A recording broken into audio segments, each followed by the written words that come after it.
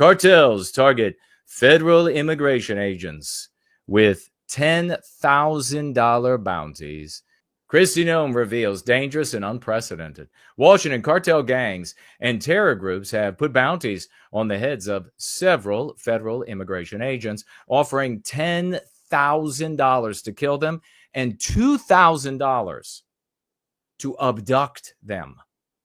Homeland Security Secretary Kristi Noem chillingly revealed on Sunday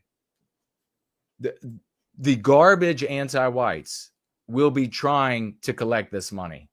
You know that's the case. Folks, this is, despite all the complaining about Jews and blacks and etc., you are inches away from cartels putting bounties on you for complaining about the presence of cartels and the environments that engender and enrich them. You are inches from that. You know this is what happens in Central and South America, right? This is why there's such rampant corruption. This is why this facilitates so much of the corruption, so much of the violence throughout Central and South America. Because if you are a community member and you go out in the public and you say something's got to be done about, and then you articulate one or more of the bolsters of something the cartels need, care about, etc., an environment, a context, etc., you attack any of it, they're not going to be tricked. You attack any of it, and then there's a bounty on your head.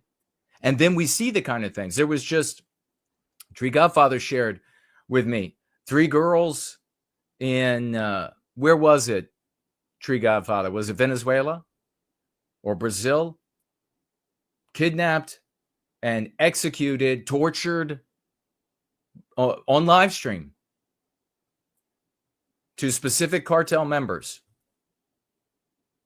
You are inches away from having that inflicted on you for complaining about any of the bolsters, support structure, environments, etc. I mean, much less complaining about the cartels themselves. They're not going to allow attack on anything that they need. No criticism, no legal maneuvering. You are this close. And that's what anti-whiteism has facilitated.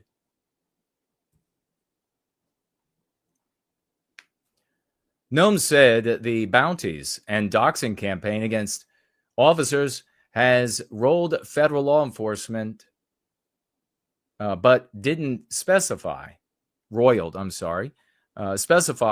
whether it was specific to a particular agency like the border or immigration or ICE. We have specific agents who have had bounties put on their heads, Noem told Fox and Friends. It's been $2,000 to kidnap them, $10,000 to kill them. They've released their pictures. They've sent them between their networks. It is an extremely dangerous and unprecedented situation. There is paper mache between ordinary white people, a paper mache's defense against or for ordinary white people against these kind of Central South American environments, Middle Eastern environments. This is it. Can you imagine at this point still complaining? Could you imagine just bitching about what's going on and not saying, I'm going to be a man or woman of the West and I'm going to do the right thing. I'm going to do what works. We obviously need a people. Complaining about Jews or blacks or Arabs doesn't create a people out of the deracinated white race. You're this close to a cartel saying $2,000, kidnap that person, bring them to us. You'll get $2,000. You know how many dirtbags would happily answer that call $10,000 for murder. And imagine if you became problematic for them. The bounty would even be higher. This is how close we've gotten. They've released their pictures, sent their pictures between their networks. It's extremely dangerous and unprecedented.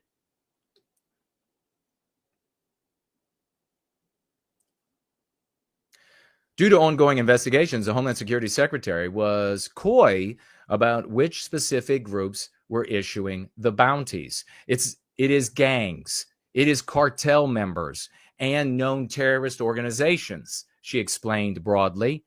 They are making sure that they know which officers are out there and being extremely effective, and they want to take them down because they want to try to stop the operations that are keeping them from making money off their criminal networks. Well, there are multiple things motivating here. The cartel members are obviously going to be concerned, as I was just mentioning, with the environments that facilitate their criminality, their ability to make money, their power, their ability to satisfy themselves sexually, everything you can imagine, all of like the carnal elements of a human being. They're also going to be anti-white. There's no way that they can't be. Any acts taken against the white race as a people is anti-white, but clearly their sentiments are anti-white when they're talking about so many of these individuals that they are retaking their ground and their territory. The whole concept of a gang having pissing territory, owning part of a Western city is an anti-white concept. You don't own shit. None of it is yours. But it's about thieving and taking it from us. So it's anti-whiteism. These are the teeth of anti-whites. This is one of the things I argued about, God, so many years ago in environments now that I look back, meetings now that I look back and I think, good God, these people were naive, they were green, they were ingenues, there were of both sexes. They just have no idea. Just your typical white booby. And they're looking out at anti-whites, calling them liberals, and back then bleeding hearts. And they thought that that's really the substance. And you could look at history and see many examples at that point from the past history where the anti-whites had gotten extremely violent, had murdered, had etc., kidnapped, etc. So easy then to say that those are not aberrations. That substance of anti-whiteism jumping forward beyond what they legally can do and beyond what is socially acceptable for the moment. And it's completely in keeping with human nature. As anti-whiteism has become more robust, and what is robust about anti-whiteism is that it is the social morality of the West, it's becoming more and more acceptable. And as it becomes more and more acceptable to inflict physical injury, I mean, now we even see here in Virginia, the guy running for Attorney General of the Democrat Party was like, bullet for that person, bullet for that person. And the whole Democrat Party says, yeah, we're not going to reject him. We're not kicking him out. Completely acceptable to behave this way. Spritker acting this way. The Mamdani, same thing. Violence totally acceptable. It's regrettable but acceptable. This is anti-whiteism. And predictably then, back then, I was able to say, at some point, these drug lords will be so entrenched in the United States because of white erasure that we will become subject. Our little meeting here, where you all have your nice little pamphlets folded nicely, sitting in your little white lap, and everybody has freedom of speech, although you're doing it all in private, in quiet, in private. You won't be able to do that in the future. If anti-whiteism continues to chug along, they'll kill you for this. They're not going to give you freedom. There's not going to be a space set aside for you to disagree with the status quo, as we have allowed anti-whites to have spaces to disagree with the white race, with our norms, our status quo. They won't allow you to have that. That'll be the end. And so we're getting there. If they're putting bounties on federal agents' heads, their names, their faces being circulated among these gangs, these anti-white gangs, terror groups, drug cartels, anti-white drug cartels, then we're this close to it being you and me and people you love and care about. All the more reason to reject people like William, who's just playing the villain in the anti-white narrative.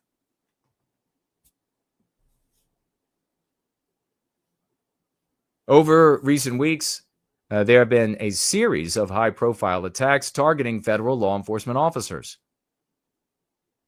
Sniper opened fire at an ICE facility in Dallas, killing one detainee and injuring others. Shooting suspect had scrawled the words anti-ICE on the ammo. Caravan of 10 different vehicles followed Border Patrol agents on the streets of Chicago before ramming them and pinning them. And the female in charge with her long rifle being shot by the ICE agent. What did she have a rifle for? Well, to kill the ICE. What would be any other reason? They had followed them and gotten them cornered, pinned them. Then our agents, when getting out of their cars, tried to run. They tried to run over the agents when they got out of their cars. And of course, the leader had a semi-automatic weapon. Says handgun here, but I heard before rifle. Oh, no, some of them had handguns. So before I had only heard that just the woman, the leader, had a rifle. DHS claimed that the woman on the southwest side of Chicago who was shot had been hit by defensive shots. And Pritzker, Governor Pritzker, defending these people with the government. Arresting people like Nick Sorter when in, was it Portland? I think it was. When he gets attacked by anti-white terrorists and they beat him, jump on him and beat him, and the police come in and arrest the conservative or reporter, at least. Noam underscored the Trump administration has received intelligence suggesting that some of the people targeting federal officers are organized. Well, here's, of course, the problem with this. Is it organized? Isn't it organized? Is that it's the cuck mindset that you need a coach, and you need a quarterback, and you need linemen, and you need receivers, and that's not how it has to work. That's a centralized mechanism of operation. It's the weakest. Anti-whiteism does not need that because it has pre-programmed the population with anti-whiteism.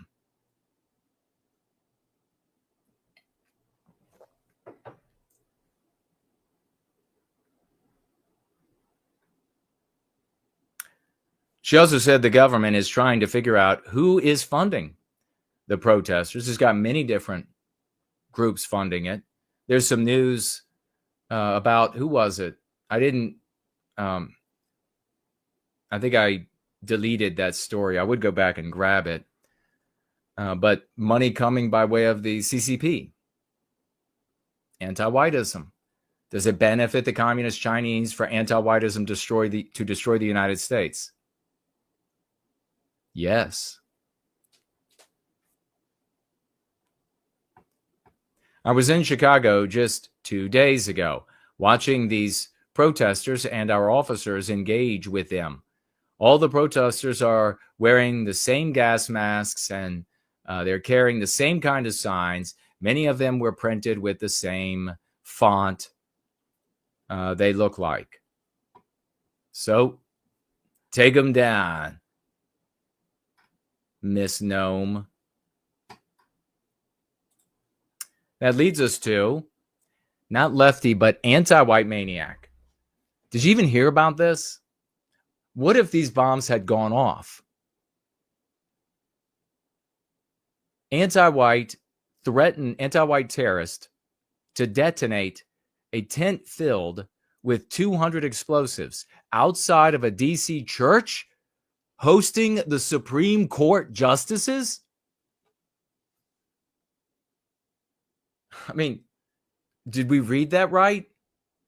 Did an anti-white terrorist fill a tent beside a church in DC with 200 explosives that he could have detonated with all of the Supreme Court justices in attendance at the church?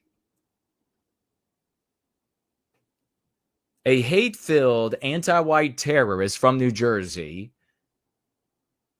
before the annual Red Mass in Washington, D.C., had at least 200 explosives in a tent and a notebook declaring hatred for ICE. What is ICE? It's a manifestation of the white race rejecting the anti-whiteism and white erasure, not in name, but in deed, which is unfortunately the case with so many conservatives. So as ICE operates in a way that undermines anti-whiteism by name or by deed, then the anti-whites identify the entity as the white race. So to the anti-whites, ICE is the white race.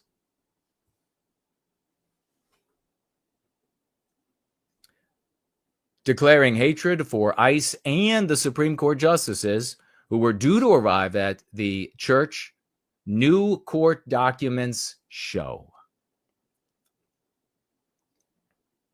Luis Gary, 41, had pitched his tent on the steps of the Cathedral of St. Matthew the Apostle and allegedly told cops who approached him, "You might want to stay back and call the federales." Aren't you happy we have this guy from Central or South America, wherever he came from, this anti-white? I have explosives. During attempted negotiations with officers, would this guy take the $2,000 or $10,000 bounty money? What do you think? During attempted negotiations, he allegedly handed them a notebook, which he espoused hatred for the Catholic Church. Now, what is it? What is the Catholic Church to this guy? Manifestation of the white race. Supreme Court justices, what is it about the justices? There have been many decisions from the justices that have inhibited, undermined anti-whiteism as of late. They are, to him, the white race. He also happened to hate Jews. Isn't that interesting? I mean, maybe this is William's brother here. Maybe this is... So how are the Jews embroiled in this guy's anti-whiteism? Well, we've talked about this before. We predicted it, and it's coming more and more true, and we've explained how it happens.